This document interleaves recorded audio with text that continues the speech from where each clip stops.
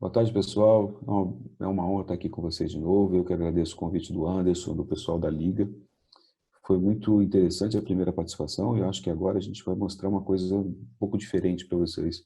Na primeira apresentação, eu enchi o saco de vocês falando um pouco da minha trajetória pessoal e como eu cheguei até onde eu cheguei. E agora eu queria levar para vocês um pouco mais sobre o que eu faço. O que eu faço muito é sobre dor nas costas. Eu sou um neurocirurgião que trata muito a patologia da coluna.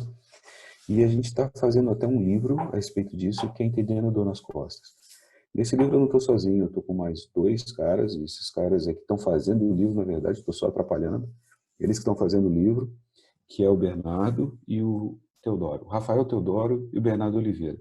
São os dois que estão fazendo o livro mesmo, eu estou só dando uma orientação.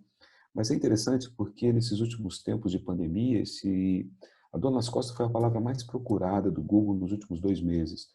Ela superou a dor de cabeça. Então, isso acabou sendo muito interessante. Tá? O espírito de ter dois acadêmicos de medicina escrevendo um livro junto comigo é para valorizar todo esse aprendizado que vocês estão tendo agora. E eu acho que isso é extremamente importante. Então, isso que a gente está trazendo para vocês hoje é um pouco mais do que deve ser essa integração do acadêmico de medicina com o médico. Não deve entender, ter essa distância. Não é porque você tirou um diploma que você muda do dia para a noite. Você é a continuação daquilo que você está fazendo na faculdade. Talvez eu seja hoje um acadêmico mais maduro, uma pessoa que tenha mais conhecimento. É a curva de aprendizado. Isso vai fazer a diferença na vida da gente. Então não existe essa distância. Existe o cara que sabe um pouco mais do cara que está começando e ainda não teve a oportunidade de aprender tudo. Tá? E a gente nunca sabe tudo, a gente está sempre aprendendo, aprendendo e aprendendo. Vocês vão ter uma noção básica, mas uma noção extremamente importante sobre o que a dor nas costas traz para a vida da gente. Quais as limitações que ela traz. Então a gente vai dar noções de anatomia, noções de fisiopatologia, dor, como funciona a dor, como funciona o tratamento. Os dois vão expor para vocês, principalmente o que é interessante para vocês saberem, que é o que eu uso até hoje, são princípios que eu uso até hoje que norteiam qualquer tipo de tratamento que eu estou dando para esses pacientes. É fundamental que saibam isso até para saber como tratar depois. Então, eu vou deixar vocês com eles vão se apresentar, eu vou deixar vocês com eles, e vocês vão entender um pouquinho mais todo esse ciclo básico, e eu volto a falar com vocês no tratamento. Tá? Vale a pena entender, e depois, quando eu for falar em tratamento, eu vou tentar explicar um pouquinho para vocês dos princípios que vocês aprenderam e como eu uso eles no tratamento, como eu uso eles para identificar esse tratamento, como está o tratamento que eu fazia há 25, 30 anos atrás, como é o tratamento atual. Isso é importante para vocês verem essa curva de evolução e saber que a gente está numa uma mudança de geração de novo, né? Porque toda vez que acontece um evento que muda a geração, a gente começa uma nova era. E é o que está acontecendo agora pós-pandemia. E eu acho que é bom a gente poder entender e se ligar nisso. Tá? Aquela medicina que a gente entendia que existia está em completa mutação. Tá bom? Obrigado mais uma vez pelo convite. Eu acho que vai ser muito interessante vocês conversarem com esses dois aí. Dá uma olhada, prestar atenção no que esses dois têm para dizer. Eles estão nos bancos com vocês, estão nos laboratórios, estão dentro do hospital, aprendendo com vocês e trazendo isso, trazendo um pouco mais de noção de anatomia para vocês entenderem. A dor nas costas é uma coisa que vai acompanhar vocês a vida inteira. Se não for como médico, como paciente, mas vai acompanhar vocês a vida inteira. Pelo menos uma pessoa vai ter dor nas costas, pelo menos uma crise de dor nas costas você vai ter durante toda a vida. Isso é estatística do Colégio de Londres. Então a gente sabe que isso acontece. Tá? E você pode perder até um dia de serviço. Uma a cada 2 pessoas perde um dia de serviço durante a vida por conta de dor nas costas. É um troço extremamente importante para vocês saberem. É uma patologia fundamental para vocês fazerem diagnóstico. Depois a gente pode voltar numa outra oportunidade falando de diagnóstico diferencial, mas nesse momento eu queria que vocês prestassem atenção nos princípios básicos. Isso que vai ajudar a nortear a gente. Esses dois caras são muito bons. Eu estou aqui só fazendo número, tá bom? Volto com vocês no final. Um abraço. Bom, primeiro agradecer a oportunidade que o Dr. César trouxe para a gente, né? Agradecer o convite do congresso. Como o Dr. disse, a gente vai falar um pouco sobre sobre a noção básica para entender dor nas costas, né? Falar um pouco sobre anatomia básica que todo mundo precisa saber. Quando foi entender dor, sabendo a anatomia básica, um pouco da anatomia básica, você já consegue entender um pouco mais da onde vem essa dor, o porquê dessa dor. Vamos falar um pouco sobre as patologias também, com o Rafael, e tentar deixar um pouco mais simples a dor nas costas, que às vezes pode ser muito abstrato para a maioria dos médicos, estudantes que acabam se deparando com isso, né, na rotina, porque aparece muito no serviço de saúde, é uma patologia muito frequente. Né? Boa tarde, pessoal. Quero agradecer o convite do Dr. César. Muito obrigado por ter me dado esse convite, essa oportunidade. Espero que eu consiga ajudar vocês, outros acadêmicos, a entender melhor essa patologia, a dor nas costas, algo muito presente. Principalmente, eu acho que para nós acadêmicos, que passamos muito tempo sentado, com as pessoas do nosso cotidiano, é algo que, como o Dr. César falou, é algo que todo mundo vai ter um contato, seja como médico, seja como paciente. Então, é um prazer estar aqui. Espero que eu consiga elucidar melhor essa patologia para vocês. Vamos começar aqui falando porque a gente deve entender mais sobre as dores na coluna. A dor na coluna é algo que praticamente todos nós já sentimos e conhecemos algumas pessoas que se queixam em relação a esse problema no nosso cotidiano, sendo essa uma condição vista globalmente e está cada vez mais presente no nosso dia a dia. Nessa notícia do Jornal da USP, foi relatado pela OMS que 80% da população já teve ou terá dor na coluna. A região lombar dessa nossa coluna ganha destaque nesse tipo de incômodo, sendo frequentemente o local da dor, sendo essa denominada de lombalgia. Essa dor é uma das principais responsáveis por limitações de movimentos nas pessoas e, por conta disso, desencadeia efeitos economicamente negativos, porque esses indivíduos muitas vezes não conseguem trabalhar nessas condições e acabam ficando muito tempo em casa, o que gera prejuízo tanto para a pessoa em si que para de trabalhar, quanto para a empresa que tem que dispensar o trabalhador por um período.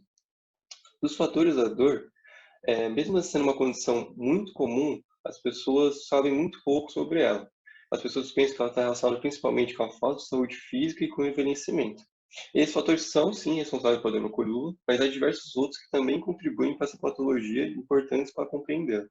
Dentre esses outros fatores, a gente pode observar o âmbito psicológico de estresse, questões genéticas, os hábitos do indivíduo são muito importantes para gerar essa dor, a profissão da pessoa e como essa profissão é realizada pela pessoa. Uma pessoa que realiza atividades físicas com elevado peso, ergue objetos, movimentos forçados, flexão, extensão, torções, vibrações corporais e postura estática por longo período, pode sofrer lesões de diversas estruturas anatômicas, como ossos, discos intervertebrais, articulações, ligamentos, músculos, estruturas neurais e vasculares. Além dessas atividades intensas, outras como se manter estático por longos períodos em uma mesma posição em ambientes com tremores constantes pode levar a lesões na coluna e, consequentemente, à dor. Dentre as profissões atuais que mais se pode observar esse cenário estão os motoristas de aplicativo de carro, os quais passam exaustivas horas do seu dia sentados em uma mesma posição e sob tremores constantes do carro que estão dirigindo. Pessoas que trabalham em escritórios são outro grupo-alvo que pode passar demasiado tempo em uma posição estática e que, se somada a um hábito de má postura, pode desencadear dores nessas pessoas, sendo importante um intervalo para descanso no ambiente de trabalho, o quais algumas empresas já estão adotando. Talvez ainda seja cedo para dizer, mas o home office também pode criar um ambiente que a pessoa passa grande parte do tempo sentado e até mesmo não tem muita locomoção em seu dia a dia, que seria talvez algo saudável para a pessoa. Por fim, algumas profissões mais braçais, como servente, pedreiro, atletas de alto rendimento, podem acabar gerando problemas de coluna pela intensidade de peso ou atividade ou repetição dela realizada. Em relação à dieta e ao sedentarismo, esses são grandes vilões da dor na coluna. Já é de conhecimento geral que o sedentarismo gera diversos efeitos nocivos para o nosso corpo, sendo o mais conhecido deles as doenças cardiovasculares. Porém, também há malefícios para a coluna por conta desse estilo de vida. O fortalecimento dos músculos das costas, como também dos músculos abdominais, é fundamental para que se possa manter uma estrutura mais coesa e bem estruturada, para sustentar o seu corpo, sendo as atividades físicas fundamentais nesse processo. Entretanto, algumas atividades físicas realizadas praticamente e com elevada intensidade podem gerar um efeito nocivo para a coluna. Isso ocorre justamente por conta desse espaçamento entre os exercícios, o que leva a um despreparo físico dessa pessoa para realizar essa atividade, gerando como resultado o aparecimento da dor ou agravamento dessa. A dieta é o meio pelo qual nosso corpo adquire os nutrientes necessários para manter todo o nosso metabolismo, de tal forma que uma dieta pobre afetará diretamente toda a nossa estrutura. Os ossos necessitam de cálcio, qual deve ser obtido por meio da dieta, uma exposição mínima ao sol diariamente para que ocorra a síntese de vitamina D. e o caso consiga ser incorporado à matriz óssea, no caso da coluna, nas vértebras. Por fim, os hábitos pessoais, como já mencionado anteriormente, são fatores de elevada relevância para a saúde da nossa coluna. O tabagismo, por exemplo, é um hábito nocivo para diversas partes do nosso corpo, sendo a coluna uma dessas. O hábito de fumar gera uma degradação de discos vertebrais da coluna, esse que apresenta uma função de proteção e amortecimento. Dessa forma, o aumento da sua desidratação e degeneração pode levar ao aumento da dor da coluna dos tabagistas. Pessoas com insônia também podem apresentar dor na coluna devido a essa privação de sono, ou ocorrer intensificação de uma dor prévia já existente na pessoa. Isso ocorre por conta da interferência que o sono possui na produção de hormônios nos nossos organismos, podendo gerar um aumento da rigidez muscular, como também uma redução na fluidez de movimento da pessoa. Por fim, gostaríamos de indicar as questões psicossomáticas como causadoras ou agravantes de dor na coluna de uma pessoa. A depressão já é uma doença reconhecida mundialmente, sendo indicada pela OMS como doença do século. Tanto a depressão como o excesso de estresse, negatividade e angústia podem ter influência nas dores da coluna. Isso ocorre por conta de como as atividades psicológicas apresentam influência na bioquímica do nosso corpo, podendo ser uma via de mão dupla, ou seja, a dor na coluna pode iniciar um quadro depressivo, como também a depressão pode incidir em dores na coluna da pessoa. Dessa forma, estar atento e tomar decisões para diminuir o estresse da sua vida podem ser fatores para aliviar suas dores físicas. Portanto, torna-se perceptível agora que o sedentarismo e o envelhecimento são apenas alguns fatores envolvidos com problemas de coluna, sendo que realmente para se possuir uma coluna saudável, a maneira que você cuidou dela durante todo o seu período de vida, em diferentes esferas relacionadas à sua saúde, sendo os hábitos de uma ferramenta poderosa para extinguir essa dor. Bom, para a gente entender um pouco mais da parte da coluna, por que essa dor na coluna é tão prevalente, impacta toda a sociedade, né? Tanto na parte emocional, econômica, da própria questão da saúde da população, a gente tem que voltar e ver um pouco mais sobre a anatomia da coluna, né? A região dorsal do corpo, né? Então, essa região do dorso, ela vai ter algumas funções importantes, né? Que fica localizada na parte posterior do tronco, como sustentação do peso, nossa postura, a locomoção e a proteção de algumas partes importantes como a medula. Ela é composta por ossos, músculos e também tendões, ligamentos, várias estruturas. A gente vai dar uma passada para dar uma olhada em cada uma das estruturas e qual a importância para a nossa saúde, para as patologias da coluna e tudo mais. Primeiro que a gente vai ver são os ossos, né? O esqueleto humano, como a gente sabe, os ossos são compostos principalmente por minerais e água, né? E eles têm duas funções muito importantes. Eles vão auxiliar no movimento e vão ser eixos posturais para que tenha a fixação dos músculos, né? Através dos tendões. Além disso, eles vão produzir algumas células células presentes no sangue muito importantes, como hemácia, leucócito, plaqueta, e eles vão servir como proteção para órgãos nobres, como, por exemplo, o crânio serve para proteção para o cérebro, e a gente tem a nossa coluna, no nosso caso, a coluna servindo como proteção para a medula, tá? Então, como a gente viu, no nosso caso, os ossos mais importantes vão ser as vértebras que compõem a coluna vertebral, né? A coluna vertebral que vai ser composta pelas vértebras, que são estruturas cilíndricas, que são expostas verticalmente uma sobre a outra, e elas vão estar unidas pelas facetas, pela articulação facetária, né? Como a gente sabe, quando um se liga ao outro, a gente fala que são articulações, no caso da coluna são as articulações facetárias, eles vão ser compostos por cerca de 33 vértebras, e entre eles também são unidos pelos discos intervertebrais. São bem importantes também, que a gente vai ver que são um grande foco de patologias mais à frente, tá? Aqui a gente tem a coluna vertebral no corte de perfil, né? Para a gente ver como ela é subdividida. A coluna vertebral vai ter duas características muito importantes, né? Ela vai ser forte, para que ela possa fazer a sustentação do peso do corpo humano. A gente vai ver que a região cervical sustenta a cabeça, então ela vai ter que ser muito forte, mas ela também tem que ser muito flexível, para que ela possa possibilitar a realização de movimentos, como andar, sentar, levantar e toda essa parte, né?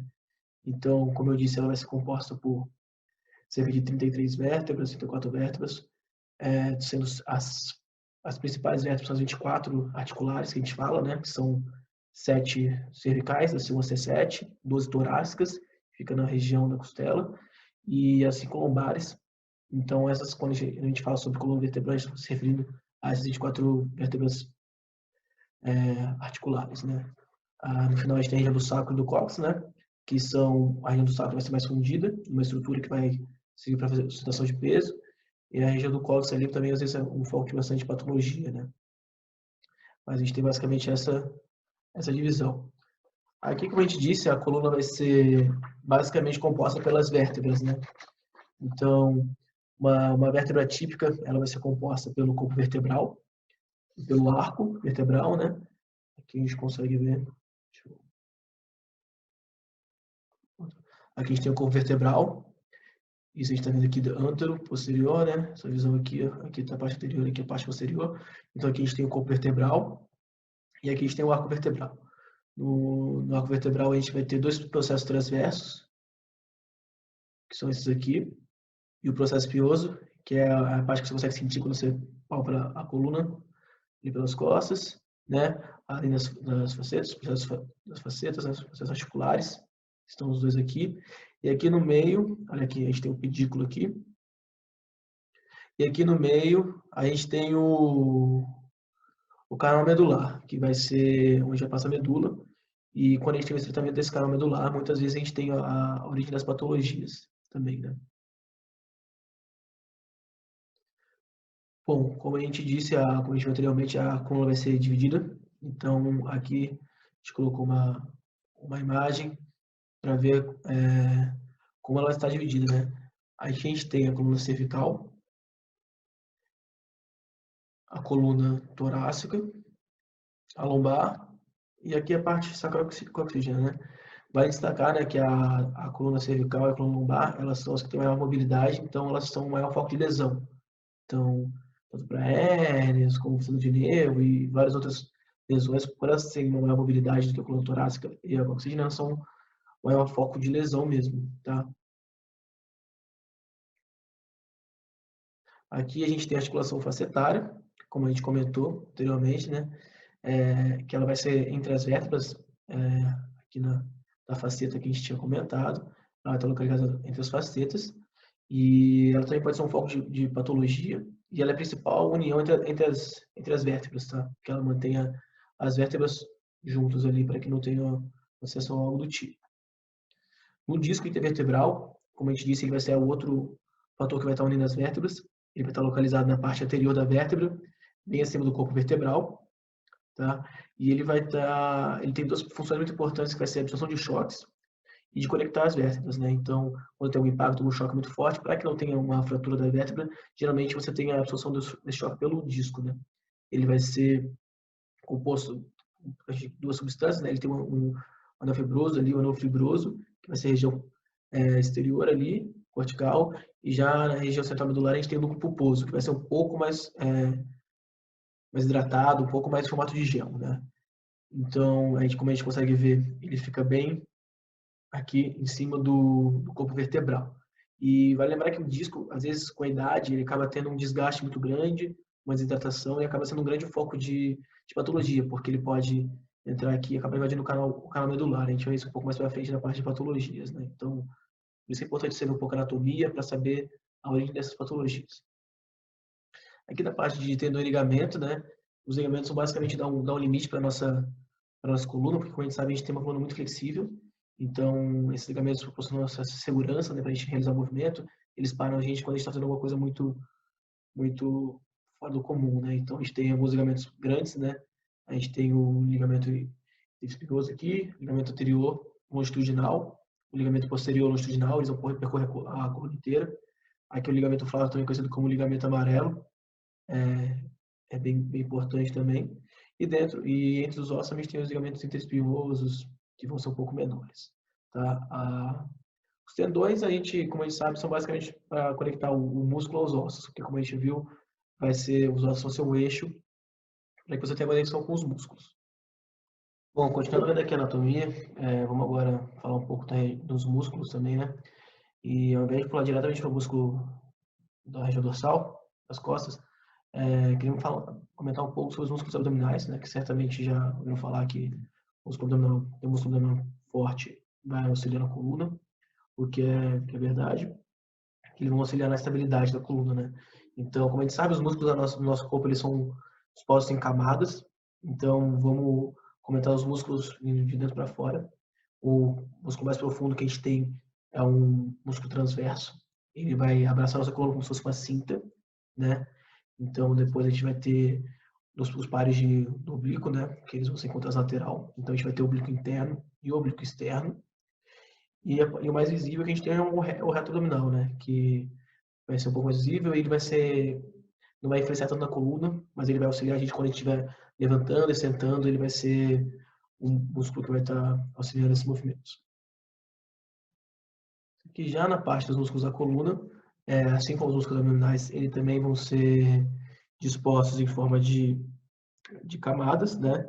A gente tem os menores, são os mais profundos, eles estão muito atrelados ali ao processo espinhoso das vértebras, né? São os músculos interespinhais, né?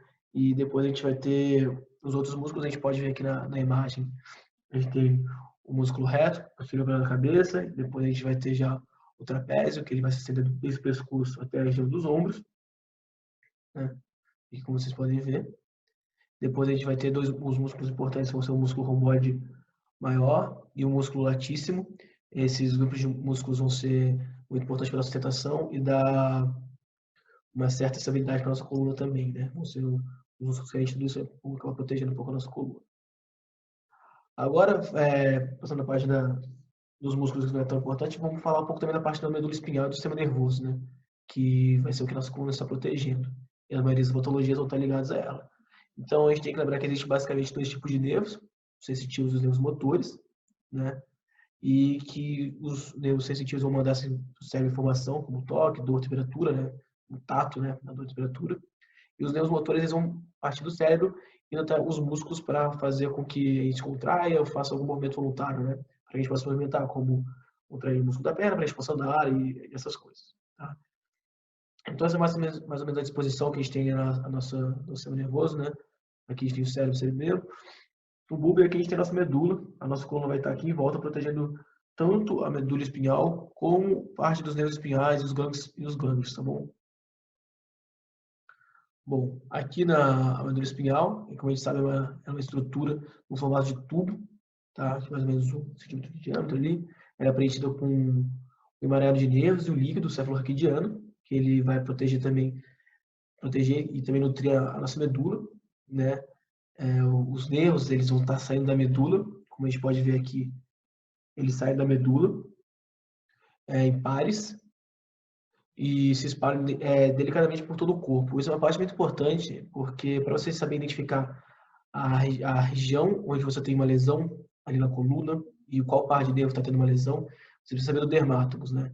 Então, essa exposição de qual nervo vai se referir a qual região, você precisa saber dos dermátomos. Então, aqui a gente consegue ter um exemplo dos dermátomos, né? Então, a gente sabe que os nervos que saem de L3 e L4 vão levar a parte da perna, de L5 eles vão até o pé. Então, ali da região torácica, a gente tem da T1 até a T12. Vou estar vendo a região do abdômen também. Então, é muito importante saber os dermátomos certinhos para você saber qual região está sendo afetada da coluna ali, qual parte de nervos espinhais estão sendo afetados. Aqui a gente também tem a caldequina, e é importante comentar sobre a caldequina, porque nossa medula, ela é cerca de 43 centímetros, e ela vai acabar aqui no cone medular, né? E depois do cone medular, a gente tem a caldequina, que já é os nervos, né, que se estendem em formato de cordas, que por isso que a gente chama de caldequina, por lembrar uma cauda de um cavalo, e eles vão promover a inervação motora sensitiva das pernas genitais da bexiga, né? Essa região é a região onde você faz a punção licórica, por exemplo, e nessa região é uma região que tem bastante patologia, né? Que é a região da lombar. Então, aqui a gente consegue ver direitinho onde a caldequina começa. Aqui a gente já está na região de L4, L5, né? Então, é uma região que é muito comum de ter, por conta do esforço, né? Que a gente comentou, que a região lombar está tendo um pouco mais de patologia. Você acaba tendo alguma compressão nervosa. E aqui também, depois a gente vai ter a formação do nervo ciático, que, como a gente vai ver mais à frente, é um grande foco de lesão, tá? Então, você vai sempre lembrar que você vai ter a medula, ela vai acabar na região lombar ali, cerca de L2, ali, e depois com o cone medular, e depois a gente começar a ter a caldequina, tá? Aqui falar também agora, a gente viu um pouco da anatomia, falar um pouco da dor, né? Então, entender como é que a dor chega até o cérebro, como é que a dor se manifesta, né? E porque é importante a gente ver a dor, entender o que é a dor, antes da gente começar a tratar, ver os tratamentos e ver a parte das patologias, né? Como a gente sabe, a dor é muito individual, ela é definida como uma sensação desagradável, estado emocional, ouvido, que possivelmente é uma resposta a uma lesão tecidual do nosso corpo. Tá? A gente pode dividir a dor em vários fatores, mas geralmente a gente vai dividir a dor, principalmente na parte da coluna, em dor crônica ou aguda, né? Para a gente saber se a dor é uma crônica, se a dor é crônica, a gente vê se ela já está persistindo por alguns meses. Geralmente ela não é tão severa quanto a dor aguda, e ela persiste por cerca de 3 meses. Então, aquela dor que incomoda, está ali persistente várias semanas, vários meses, então já é uma dor crônica. A dor aguda, geralmente, ela vem se manifestando de forma um pouco mais severa, né? Ela é um pouco mais, geralmente, em forma de pontadas, elas são um pouco mais fortes, levando o paciente a procurar um serviço de saúde, né? E ela vai persistir durante dias e semanas no máximo, tá? Ela está se tornando uma dor crônica. Aqui a gente vê como a dor é gerida, interpretada, né? Então, aqui nesse esquema, depois que você exposição da aula, é uma imagem também que chegou na internet, ela fala um pouco sobre como a dor é captada, né? Como a dor vai ser captada nos nervos periféricos, que elas vão passar pelas fibras, entrar pelo gânglio da raiz dorsal, ali no cono dorsal, que é o cono sensorial. A nossa medula ela vai ser levada até o nosso cérebro, né? Através do trato hipotalâmico. Então, aqui fala um pouco como a dor ela vai ser gerida e interpretada. É muito importante saber a via da dor, para saber onde tem lesão, onde você vai sentir a dor, né? Esse contínuo dermato, né? Então a dor é captada pelos neurônios, né? Ela vai ser enviada por ali e através dos neurotransmissores eles vão estimular os neurônios potencializadores ou inibidores da dor, né? Então a gente tem que saber essa teoria do portão, porque os neurotransmissores eles vão potencializar ou inibir essa teoria do portão da dor, entendeu? Do seu cérebro. Então os medicamentos vão agir exatamente nessa região. Então, eles vão ou potencializar ou inibir essa teoria do portão da dor.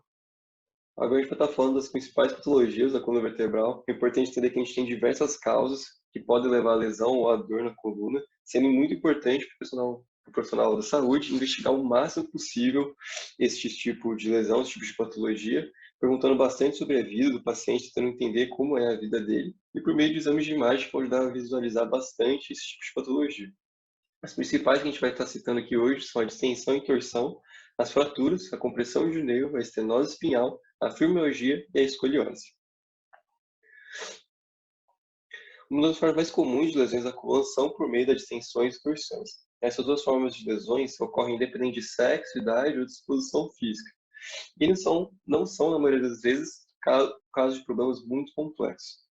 A distensão e torção são lesões relacionadas a um tecido mole, ou seja, elas estão atreladas principalmente à tração, torção ou rompimento de algum músculo ou ligamento. A distensão é a lesão que ocorre nos músculos e tendões, enquanto a torção é uma lesão que ocorre principalmente em ligamentos. Essas são as ações mais comuns que nós usamos e acontecem em movimentos de levantar, girar ou com uma ação súbita e grosseira. Caso a pessoa tenha uma queda, essa também pode ser um fator desse tipo de lesão. Os principais sintomas da distensão e torção, a gente vai ter um enrijecimento, uma tensão e dor muscular, espasmos musculares, a sensibilidade ao toque e ao alcance de movimento limitado. Uma das causas mais frequentes desse tipo de lesão são as lesões por chicote. Essa é uma lesão típica em acidentes, principalmente automobilísticos, e no Brasil a gente tem esses acidentes como a principal causa de morte do país, sendo registrado de janeiro a maio de 2020 89 mil casos desse tipo de acidente. E eles podem estar atrelados com essa lesão de chicote no paciente. A lesão de chicote ocorre quando o pescoço se movimenta abruptamente para anterior e para posterior. A dor pode manifestar apenas 1 ou 2 dias depois, por conta do inchaço que o tecido pode apresentar com o passar do tempo. Os sintomas são limite de alcance da região cervical, dor e o inchaço local. Alguns sintomas adicionais podem ser a cefaleia e as vertigens. Em algumas semanas, as convulsões tendem a desaparecer, sendo necessário apenas alguns medicamentos e compressas quentes ou frias. Porém, em choques muito intensos, essa dor pode se manifestar por um maior período de tempo. Ela pode também gerar que ocorra uma quebra da vértebra ou um deslocamento dessa e pode acontecer um pinçamento do nervo. Caso isso ocorra, pode aparecer uma sensação de queimação no braço, devido principalmente pela pinçação de algum nervo que faz parte do plexo braquial, sendo C5, C6, C7, C8 ou T1. As fraturas são rachaduras ou até mesmo partes quebradas de um osso. Elas podem ocorrer por toda a extensão das nossas costas, nas vértebras devido a doenças, excesso de carga ou devido a alguns traumas mecânicos. A região tóraco-lombar é a principal região que ocorre esse tipo de lesão. Dentre alguns principais sintomas das fraturas, a gente tem a dor que pode durar por semanas, um desconforto que aumenta com a atividade física ou dores noturnas. Caso essa fratura seja acompanhada de um pinçamento de nervo, a gente vai ter também presente a dormência ou fraqueza dos braços e pernas, alteração na bexiga, por conta da incontinência urinária alterada, e uma dificuldade de movimentação. Um dos principais fatores que propicia as fraturas é a osteoporose. A osteoporose é um dos fatores mais determinantes para a ocorrência de uma fratura nas vértebras da coluna. Isso se dá pelo fato dessa doença enfraquecer os ossos por meio de um excesso de degradação óssea pelos osteoclastos, em detrimento de uma formação da matriz óssea pelos osteoblastos, tornando o osso menos resistente, justamente porque tem um percentual maior da matéria orgânica do que da inorgânica que tem os íons cálcio. Essa é uma condição muito comum, sendo estimada que atinge cerca de 200 milhões de pessoas mundialmente, e ocorre principalmente em mulheres, principalmente depois do período da menopausa. Né? As fraturas que ocorrem com as osteoporose apresentam como causa principalmente o movimento de flexão, o qual compromete a parte anterior das vértebras, sendo frequente a distância toracombares de T11 a L2. Dessa forma, ocorre um colapso subsequente da coluna que faz com que ela se curve mais do que o normal. A espondilose e a espondiloartrose são nomenclaturas dadas para a espondilose, para fraturas de vértebras, e espondiloartrose para o deslocamento da vértebra. Elas podem ou não acontecer simultaneamente, mas há casos de elas acontecerem de forma isolada e ocorrer também junto com a espondiloartrose, principalmente, o pinçamento dos nervos. A região da coluna mais afetada por essa condição é a parte lombar, sendo frequente em atletas praticando esportes que demandam elevada força nas costas. Dos tratamentos que a gente pode levantar aqui, a utilização de medicamentos para dor, anestésios e anti-inflamatórios, o fortalecimento dos músculos abdominais com o intuito de aumentar a estabilidade da coluna. Em alguns casos, pode ser necessário uma intervenção cirúrgica para poder resolver o caso. Como um tratamento voltado para a osteoporose, ou seja, um tratamento preventivo para tentar evitar esse tipo de lesão de fratura, a gente escolheu os medicamentos para dor e anti-osteoporose.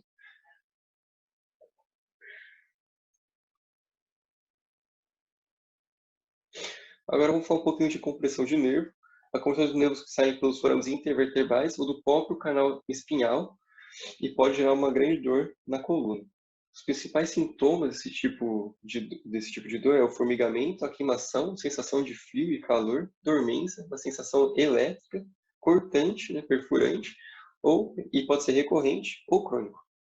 Dependendo da região da coluna, esse comprometimento ocorre e pode se apresentar essas sensações estendidas para o braço, pernas ou as nádegas. Essas lesões usualmente não são permanentes, mas sem um tratamento podem se estender por longos períodos. Os métodos cirúrgicos são um dos principais métodos que a gente utiliza para corrigir esse tipo de patologia. A hérnia de disco é uma das possíveis causas de compressão de nervo. Como já descrito pelo Bernardo, os discos intervertebrais têm a função de amortecer os choques mecânicos, porém podem ser lesionados por doenças, excesso de pressão ou traumas ou exercício físico com potencial de lesão sendo realizado de forma frequente. A hérnia de disco é a projeção do núcleo pulposo desencadeado por uma lesão para fora do centro do disco, rompendo o anel fibroso e podendo pressionar algum nervo. A intensidade da dor gerada, nesse caso, é proporcional à pressão que essa hérnia vai fazer sobre o nervo em questão que está sendo comprimido. Vale a ressalva que não são todos os casos de hérnia de disco que comprimem os nervos. O tratamento para a hérnia de disco são não cirúrgicos, incluindo a utilização de medicamentos, fisioterapia e possivelmente esteroides e anestésicos. O tempo de recuperação é também um fator fundamental para a correção desse problema da hérnia de disco. Um dos pensamentos mais usuais e comuns é o pensamento do nervo ciático, né? É muito visto. Esse nervo percorre desde a coluna lombar, descendo para a parte posterior da perna até o pé. Quando esse nervo se encontra pinçado, a dor tende a irradiar para a pelve até o calcanhar da pessoa ou parcialmente durante o trajeto. Geralmente, a dor nessa condição é unilateral. O que acaba por tornar a compressão do nervo ciático mais chamativa é por conta da sua localização, ao qual se torna difícil para o paciente encontrar alguma posição sentada que seja confortável, pois nessa posição pode ocorrer um aumento da pressão sobre o nervo ciático comprimindo ele. Então, uma pessoa que estuda, vai em aulas, ou trabalha em escritório, ou, por exemplo, trabalha, como a gente já falou anteriormente, como motorista de aplicativo, vai ser uma condição que vai diminuir muito a qualidade de vida dessa pessoa. O sinal de Laseg é uma manobra realizada pelos profissionais de saúde, principalmente para identificar esse tipo de lesão. que é essa que a gente está vendo aí na imagem. Dentre as causas da compressão do nervo ciático, a gente tem a hernia de disco, o estreitamento do canal espinhal ou tumores. A gente está falando um pouco da estenose espinhal. Ela é basicamente o estreitamento do canal medular da coluna vertebral, que acaba por comprimir tanto a medula como alguns nervos. Essa está geralmente associada à artrose, de tal forma que pessoas com acima de 60 anos são um potencial grupo de risco, pois elas têm maior chance de desenvolver osteoartrite, que é mais comum com o envelhecimento, ou ela também pode ocorrer por conta de defeitos no nascimento. Ela atua principalmente, causa lesões principalmente nas regiões cervicais e lombares. A artrose promove uma osteofitose, que é popularmente chamada de bico de papagaio. Essa que pode comprimir a medula ou nervos. Ocorre uma piora do quadro quando o paciente com essa condição se inclina para posterior, para trás. Ao realizar esse movimento, ocorre um aumento da pressão da medula ou do nervo já pressionado, por conta do maior fechamento do canal espinhal. A estenose espinhal em tandem é um tipo de estenose que ocorre com pressão tanto na região cervical e lombar concomitantemente. Quando presente, os sintomas podem ser a claudição intermitente da extremidade inferior e distúrbios de marcha. Essa condição pode ser visualizada em exames de imagem e a etiologia dela ainda é pouco clara, mas há indício que tem uma relação com a ossificação do ligamento longitudinal posterior em qualquer região. Dentre os principais tratamentos que a gente pode dizer aqui são procedimentos cirúrgicos, como a descompressão na medula e a laminectomia, dando prioridade principalmente para a região cervical. Por que isso? Porque como a região cervical já vai estar comprimida, a gente vai deixar os neurônios do resto da medula já sensibilizados.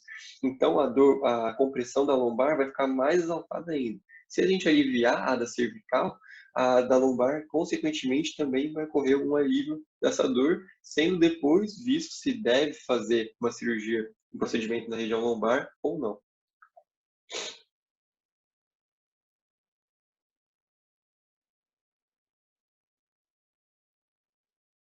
Agora vamos estar falando um pouco da fibromialgia. Ela pode ser considerada uma síndrome devido ao seu conjunto de sinais e sintomas, para os quais ainda não foram definidos uma causa exata. Os sintomas dessa condição, a gente tem uma dor crônica, a fadiga, a sensibilidade por todo o corpo, ou de maneira às vezes localizada por um longo período de tempo, sendo considerada uma doença reumática. Essa atinge principalmente os músculos, ligamentos e tendões, podendo causar dores na região lombar. Entre as causas que estão sendo levantadas para entender a fibromialgia estão algumas infecções, fatores genéticos, traumas físicos ou psicológicos. Essa doença pode levar a uma elevada perda econômica devido ao seu caráter constante de dor e torna a pessoa incapacitada por longos períodos para trabalhar e necessita um acompanhamento profissional constante. Ainda que não há uma cura para essa condição, ela também não apresenta um quadro de piora com o passar do tempo. A hiperalgesia, que é um sintoma presente na fibromialgia, é um caso em que há um excesso de nociceptores e o nosso corpo, por conta desse excesso de nociceptores, reage de forma excessiva à dor. Além disso, pode apresentar modificações morfológicas do cérebro ou regulação dos receptores cerebrais ou periféricos estarem alteradas, como também uma disfunção dos neuropeptídeos ou neurotransmissores.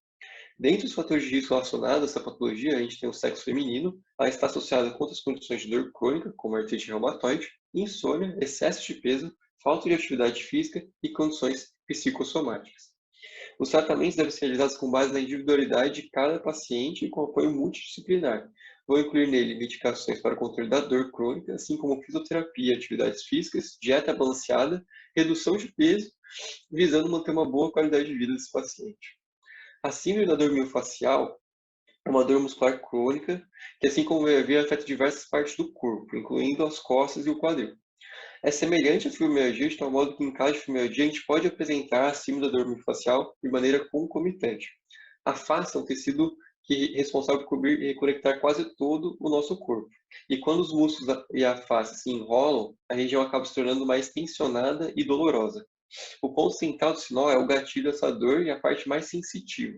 Os nós e gatilhos da dor podem ser aliviados através de massagem e técnicas específicas, chamadas de alívio miofacial. Os tratamentos englobam incluir medicamentos e injeções diretamente nos pontos gatilhos.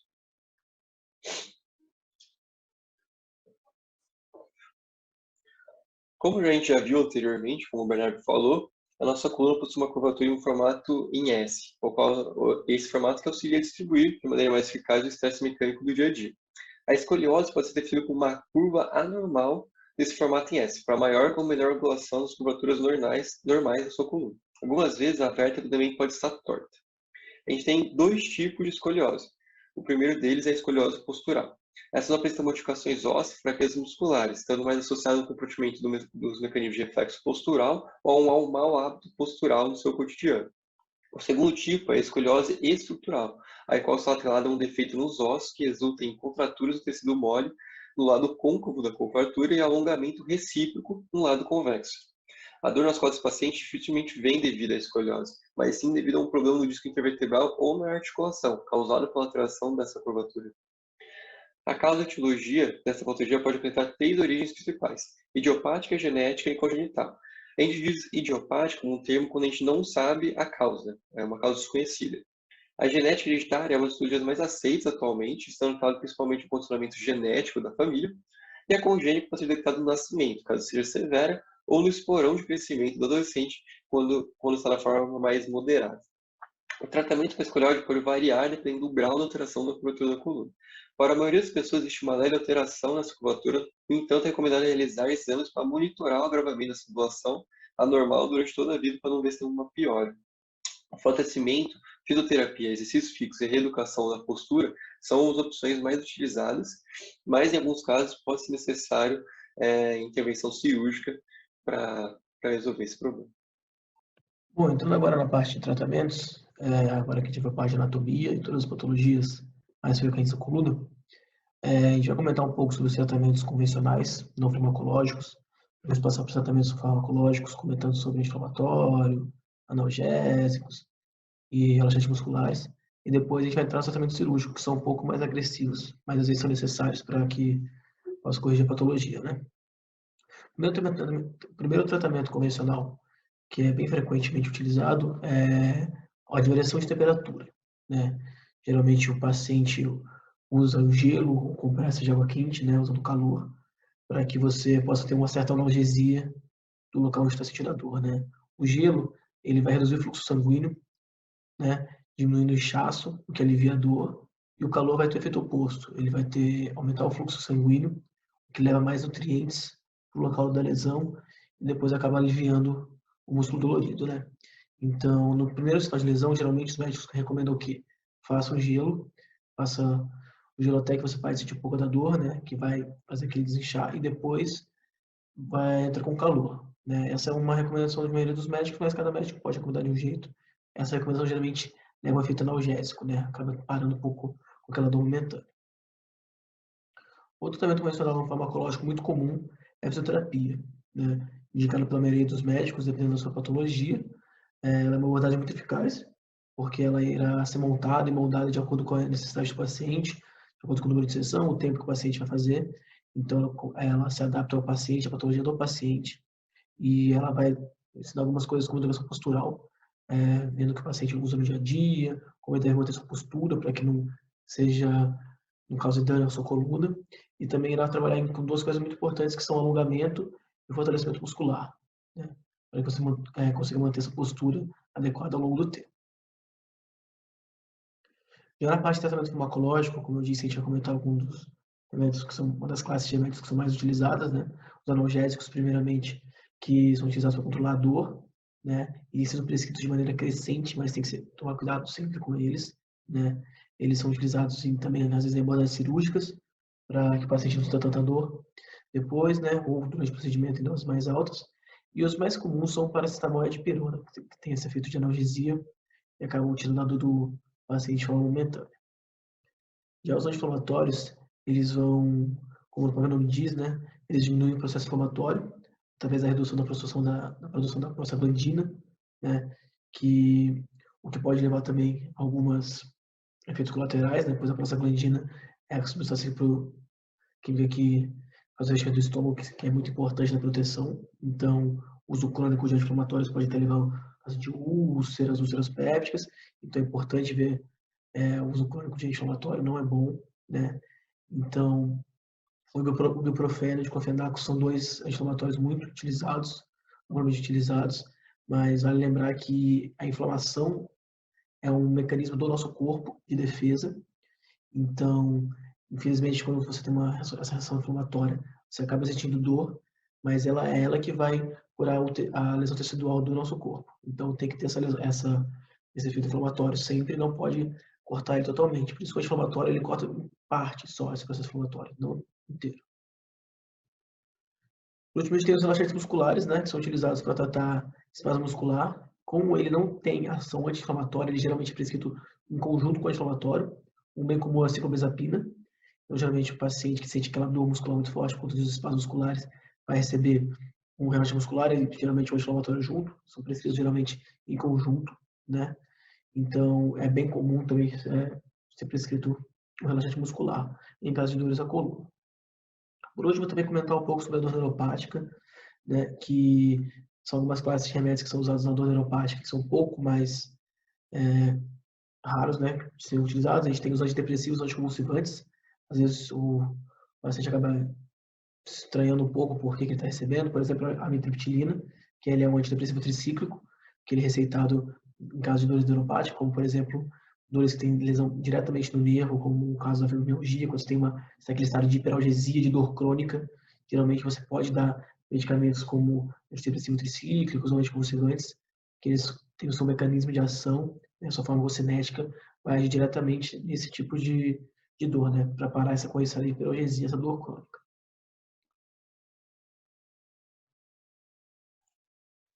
Agora vamos estar entrando um pouco na parte da medicina alternativa. Ela é utilizada somada à medicina convencional, como um aliado com a medicina convencional. A OMS define que a medicina alternativa ou complementar, como também pode ser chamada, é a prática de saúde que não utiliza as medicinas convencionais, como práticas realizadas no Oriente, como a medicina tradicional chinesa, medicina ayurvédica hindu, a medicina unani árabe, como também algumas medicinas indígenas nativas. Esse tipo de medicina compreende as doenças como um conjunto de fatores que levam ao desequilíbrio e desarmonia do corpo, não sendo necessariamente a doença causada por um fator externo. Tem diversos fatores que vão levar a um quadro de doença. Além disso, as práticas alternativas tendem a ser menos invasivas, baseadas em princípios de natureza, voltados para uma visão mais holística do ser humano. É válido ressaltar que tais procedimentos podem ou não possuir bases científicas, sendo sua eficácia muitas vezes atrelada à satisfação do paciente que passar por alguns procedimentos, do que por estudo científico em si. No Brasil, o Ministério da Saúde criou o Plano Nacional de Práticas Integrativas e Complementares com o intuito de aumentar o alcance dessas práticas somadas aos tratamentos convencionais, o que já está sendo aplicado em alguns centros de saúde do SUS.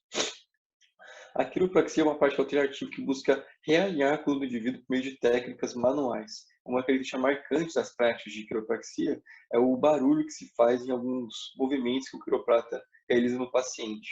Mas esse barulho não está relacionado a uma lesão. Sendo a teoria mais difundida é que esse barulho vem da liberação do ar que está confinado dentro das articulações. Vale destacar que essa prática não é indicada por qualquer pessoa. Que os pacientes que apresentam osteoporose, artrite reumatoide ou câncer de ossos, que têm uma menor resistência óssea, podem ser lesionados nesse tipo de prática. De maneira muito semelhante ao médico convencional, o quiroprata vai tentar rastrear a origem da dor do coluna do indivíduo, entendendo um pouco o cotidiano da pessoa, né? E traçando um perfil dela para conseguir entender melhor de onde está vindo essa dor e voltar à sua terapia mais especializada para cada pessoa, né? Eles realizam movimentos de rotação para tentar alcançar a posição correta. E o alívio atrelado a esse tratamento pode ser sentido após a primeira sessão ou após alguma série de sessões, variando de caso a caso. É importante, além da prática manual, os processos de terapia indiquem exercício para que não ocorra novamente o estranhamento da coluna. Outra medicina alternativa é a acupuntura, que é um tratamento típico da medicina tradicional chinesa, sendo um tratamento proposto pela proliferação de práticas integrativas complementares do SUS.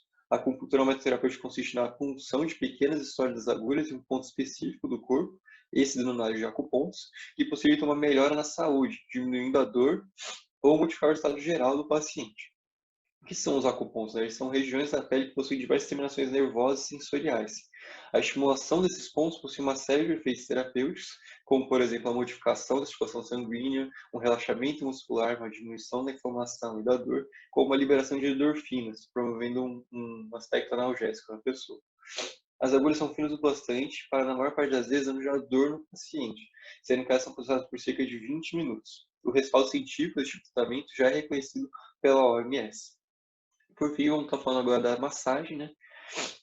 Por meio de estudos científicos, já foi comprovado que a massagem possui benefícios além do relaxamento, como auxiliando o alívio de dores crônicas ou agudas por meio da liberação de substâncias naturais que reduzem a dor, como, por exemplo, as endorfinas. Há diferentes tipos de massagem ou modalidades, sendo a maioria baseada no que é denominado de massagem sueca, a qual possui 4 técnicas principais: acariciar, compressão, fricção e toques repetitivos. A utilização de óleos essenciais durante essa prática auxilia na massagem o corpo do paciente. A massagem é boa para realizar o relaxamento do músculo que está tenso, ou seja, no tratamento, por exemplo, da síndrome miofacial, a massagem é indicada.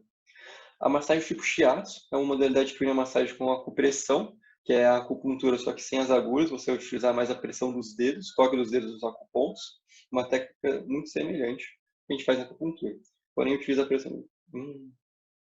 Pausa aí, velho. Aqui no final errei agora. Não acredito, estamos na última linha, velho. Por fim, vamos falar da massagem. Por meio de vários estudos científicos, já foi comprovado que a massagem possui um efeito benéfico além do relaxamento, como auxiliando no alívio de dores crônicas e agudas, por meio da liberação de substâncias naturais, como, por exemplo, a endorfina. A gente tem diferentes tipos de massagem e modalidades, sendo a maioria baseada no que é denominado de massagem sueca, que possui 4 técnicas principais, que é acariciar, com compressão, fricção e toques repetitivos. A gente pode ter a utilização de óleos essenciais na massagem que vão auxiliar, né, ou vão auxiliar essa terapêutica, ou não. A massagem tipo shiatsu é uma modalidade que une a massagem com a acupressão. A acupressão é basicamente uma acupuntura, só que você não utiliza agulhas, você vai usar a pressão dos seus dedos nos acupontos. É importante que um bom massagista realize uma série de perguntas relacionadas ao estilo de vida da pessoa, com o intuito de compreender melhor a sua dor na coluna e fazer algo mais voltado para cada paciente. E, por fim, pode ser necessário diversas sessões antes que o paciente possa sentir o benefício completo desse tipo de terapia. Vamos lá, pessoal. Eu falei para vocês que eu voltava e estou voltando, né? A gente já aprendeu muito, esses caras falaram muito. Eu acho que eu aprendi mais com eles do que vocês. Eu fiquei ouvindo aqui, aprendi mais com eles do que vocês. Os caras me explicaram coisas que eu acho que eu não lembrava mais, não. Mas foi bom, foi bom. Não, estou brincando, foi bom, foi muito bom. Eu já tinha visto a aula antes. E depois vocês vão ter oportunidade de ver esse livro. Esse livro está saindo até o final do ano. É um livro que a gente vai, que é importante para o médico, que é importante para o paciente, que é importante para o fisioterapeuta, que é importante para todas as pessoas que trabalham nessa cadeia de tratamento. Tá? Vou falar um pouco de tratamento cirúrgico. Na verdade, eu vou enrolar um pouco vocês aqui agora falando de tratamento cirúrgico. Né?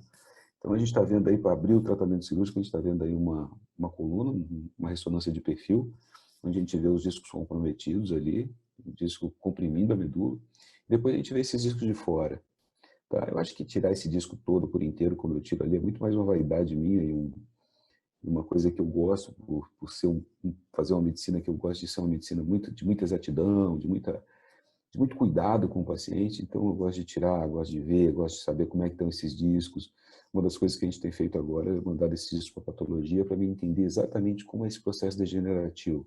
Depois eu vou explicar para vocês por que eu quero entender o processo degenerativo.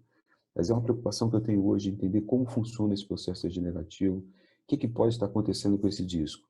Vocês lembram lá o disco, né? O disco é como se fosse como se tivesse umas fibras, tem umas fibras elásticas em volta dele, e no centro a gente tem aquele núcleo pulposo, que é um núcleo gelatinoso. Vamos pensar como se fosse aquele chiclete babalu que você aperta, e a pressão da água que faz o disco voltar à altura normal, tá? Isso, no próximo momento, a gente vai falar mais sobre isso, a gente pode entender um pouquinho melhor.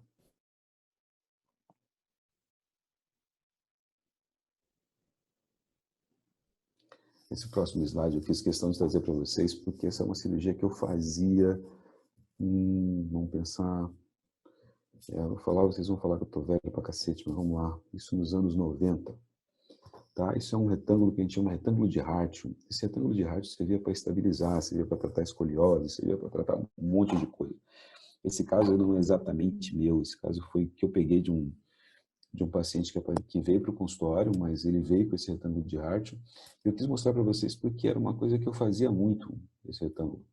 Eu e muitos caras dinossauros aí, mais velhos da cirurgia de coluna, faziam também. Junto com esse retângulo de Hartmann, vocês vão ver que tem uma estrutura na parte anterior da coluna. Aquilo é um cage via anterior, é um ALIF, que o pessoal chama, por conta do acesso via anterior. Então, o que eu fiz nessa paciente foi esse ALIF. Ela foi perdendo a altura, ela tinha uma instabilidade com sinais de de pseudartrose nesse nível, e eu dei um suporte anterior para ela. Acho que eu não faria isso nunca antes. Mas hoje a gente tem muita facilidade, a gente tem feito muitas vias anteriores, como eu vou mostrar para vocês ainda aí. O que eu quis mostrar para vocês foi uma cirurgia que eu fazia 30 anos atrás e uma cirurgia que eu faço hoje, que eu já estou mudando um pouquinho também, e vocês vão acompanhando essa mudança, tá? Esse retângulo era uma cirurgia extremamente agressiva, a gente operava com potencial evocado, a gente quase matava a pessoa que fazia o potencial, porque cada vez que a gente passava esse retângulo dentro do canal, a gente dava uma porrada na medula. Então eram loucuras que a gente fazia, era uma cirurgia que era uma cirurgia melhor do que instrumentação, do que colocar nada para fazer uma fixação da coluna, mas ela tinha uma série de defeitos anatômicos, uma série de defeitos biomecânicos, mas ela se encaixou muito bem ao seu tempo. Eu tenho pacientes operados de escoliose com isso. Para vocês entenderem um pouquinho, eu vou explicar quando fazer escoliose com isso, quando a gente for ver tem um caso de escoliose aí. Tá. Então aí a gente está vendo um caso de escoliose. Escoliose é uma cirurgia grande, uma cirurgia bonita, e é uma cirurgia que antes só os ortopedistas faziam. E eu acho que eu fui um dos primeiros a quebrar esse ciclo de ortopedista fazendo escoliose. Quando eu voltei para operar escoliose em 97, eu estava operando escoliose. Tá? E operando escoliose com parafuso pedicular e com retângulo de Hart. Então, a escoliose com parafuso pedicular você consegue corrigir a curva. Vamos pensar que uma curva acima de 40 graus, de caráter evolutivo, é uma alternativa cirúrgica. Mas a gente usava muito o colete, depois viu que o colete servia mais para bullying do que realmente para tratamento. Então, ainda se usa hoje em determinadas épocas do paciente, mas não como antes, tá? Então, esse é um caso meu operado na CD, deve ter um ano esse caso, menos de um ano que eu operei esse caso, acho que foi no meio da pandemia. É uma paciente com mais de 40 graus, 40 graus ali, mas ela tem um deslocamento um pouco maior de 40 graus. Tá ótimo, esse paciente volta inclusive a fazer atividade física, tá? Jogar atividade, praticar esportes, não só a natação, mas como outros esportes, tá bom? Próximo caso, vamos ver o que a gente vai trazer de surpresa. Agora é aquele caso que eu falei para vocês da via anterior. Cara, pessoal, como você vai operar a coluna por via anterior? Né? Isso a gente vem batalhando e vem evoluindo. Hoje, uma cirurgia dessa, como uma prótese de disco, a gente, num paciente homem, às vezes não percebe nem mais a cicatriz. E na mulher também, às vezes, não percebe, porque a gente faz o Funny-Steal. Funny-Steal é aquele excesso que a gente faz para paciente, para mulher grávida, para fazer a cesárea, quando a gente quer pegar o L5, S1. Mas aí, nesse caso, a gente está fazendo um 4-5, então tem que ser um pouco mais alto. A gente entra por via retroperitoneal. Então, a gente abre o ligamento, afasta todo o saco peritoneal. Junto com ele, a gente afasta a ilíaca. Dá medo no início, mas depois que você cria o hábito de fazer, a coisa vai muito bem, vai muito fácil. É uma cirurgia que a gente tem resultados fantásticos, né? Esse paciente voltou a jogar tênis. Depois de 2 anos e meio parado por muita dor que ele tinha na região lombar. É um paciente jovem que tinha uma altura de disco boa e a gente optou por fazer a prótese de disco. Extremamente satisfeito esse paciente. Me procurou recentemente com um problema na cervical, mas a lombar dele é o problema resolvido. Próximo caso, vamos dar uma olhada aqui que pode ser. Aí tem um outro caso que eu faço, né? Eu faço muita endoscopia de coluna, então a gente está vendo endoscópio, a pinça dentro do disco, pegando o disco lá dentro, brincando de entrar por um buraquinho. Então, aquelas grandes incisões como da escoliose são coisas que a gente vai fazendo cada vez menos. Ainda trato escoliose. Às vezes, a escoliose a gente faz por vias menos invasivas agora. E a gente está vendo do outro lado um caso de uma prótese de disco. Essa prótese de disco foi minha mesmo. O paciente desenvolveu junto com ela, ele já tinha um disco ruim no nível adjacente, que era o 4 ou 5, e ele acabou desenvolvendo uma doença nesse nível adjacente. E a gente fez uma coisa um pouquinho diferente para esse paciente. Em vez da gente fazer uma abordagem de colocar uma nova prótese de disco, de fazer uma artrodese, então vamos pensar na diferença da artrodese para a prótese de disco. A artrodese, a gente trava o movimento. A prótese de disco é uma artroplastia, a gente mantém o movimento. Toda vez que tiver uma artrodese, é fixação do movimento, a artroplastia mantém o movimento. A artroplastia de fêmur, de quadril, artroplastia de cotovelo, artroplastia de ombro, a gente vai manter o movimento, geralmente com uma prótese. Quando a artrodese, a gente vai travar o movimento. Então, nesse paciente, eu resolvi fazer uma terapia regenerativa nele. Então, a gente usa células mesenquimais e injeta dentro do disco. Tá? Uma coisa relativamente nova, mas com um resultado muito bom. Os 2 últimos jornais da Sociedade Americana de Cirurgia da Coluna têm artigos publicados sobre isso. Então, eu sou meio chato, eu gosto de sempre pensar no que pode acontecer em 3 e 5 anos, e a gente avançar um pouco nisso, tá? Essa é uma coisa que tem que ter na cabeça de vocês, é que a coisa avança e vocês têm que avançar junto. Dou um passo, estou seguro, vou para o próximo nível. Então, não dá para parar, não dá para pensar que a gente não é insubstituível, que o robô vai tomar meu lugar, então eu vou parar. Não existe esse 880. A gente sempre tem que estar no meio termo, buscando esse equilíbrio. Tá? Já estou estudando cirurgia robótica, acho que é o futuro. Não é o futuro, é o presente. Já tem gente na China operando por cirurgia robótica a 5.000 quilômetros de distância. Então, é o futuro, é isso que vai acontecer e não tem jeito. É a mesma coisa que eu falo com relação aos biológicos. O biológico veio para ficar. Você fala assim, pô, vou fazer neurocirurgia, vou fazer trauma. Tá bom, vou fazer trauma. O Teodoro falou sobre acidente, lesão por chicote, extremamente comum hoje.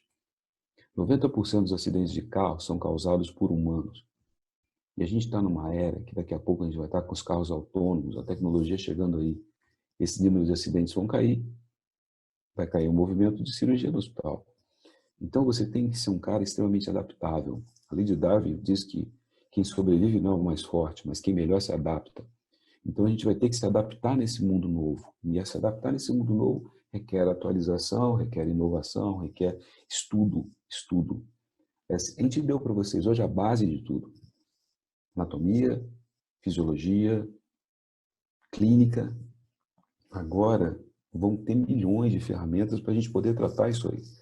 E a gente tem que buscar as ferramentas mais adequadas, aquelas que fazem menos mal ao nosso paciente. O nosso objetivo é tratar o paciente. Não é a vaidade pessoal, não é o ego, é o paciente. Não é a grana. A grana, ela estimula, mas ela não pode ser o único fator que te motiva.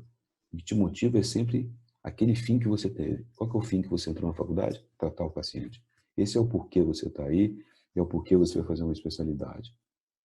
Vamos tentar ver o que a gente tem de novo ainda. É regenerativo. Olha aí, eu injetando sangue no paciente. Que loucura, hein? Pensar que tempos atrás a gente achava que isso aí era charlatanice. Hoje tem estudos muito importantes a respeito disso, tá bom? Esse Fisher, que é um bloqueio que está se fazendo aí atrás, além do bloqueio, além da injeção intradiscal de sangue, de células mesenquimais, esse é um aspirado de medula óssea. Além de estar fazendo isso, a gente está fazendo junto com isso um bloqueio de Fischer, onde você pega a musculatura paravertebral lombar. Resultados muito bons. Eu acho que é uma coisa que tem me encantado. A gente trata o paciente como um todo. A gente tinha uma coisa que a gente chama de preparo do solo, que é você melhorar o metabolismo do doente. Uma coisa fantástica. Tá? E fantástico é estar falando com vocês, é estar tentando ajudar vocês, essa nova geração. A gente tem até pensado nisso e deve sair em breve, além do livro que a gente está lançando, uma mentoria para estudantes no final da carreira e médicos recém-formados e tentar ajudar vocês para entender um pouco mais do mercado, um pouco mais de tecnologia, um pouco mais do que se pode fazer para tentar chegar lá, ter uma boa qualidade de medicina e também uma boa qualidade de vida. Tá? E a gente vai lançar essa mentoria aí, quem quiser acompanhar no Instagram, logo a gente está lançando isso aí e eu acho que vale a pena um investimento nisso. A gente vai trazer gente boa para falar de medicina no Brasil, medicina fora daqui, como eu faço para trabalhar fora daqui, como eu faço para ter inteligência emocional, inteligência financeira, alguns caminhos sobre isso, com gente que conseguiu fazer, que conseguiu estar num nível bom, tanto de medicina como de qualidade de vida também, tá? Foi um prazer falar com vocês. Agradeço a oportunidade mais uma vez. Acho que vocês aprenderam muito mais com esses dois caras do que comigo. Mas foi muito bom estar mais uma vez aqui, poder dar um pouquinho da contribuição que a gente pode passar para frente. E é muito bom quando a gente divide as coisas, né? Dividir faz parte do processo. Um abraço para vocês. Obrigado.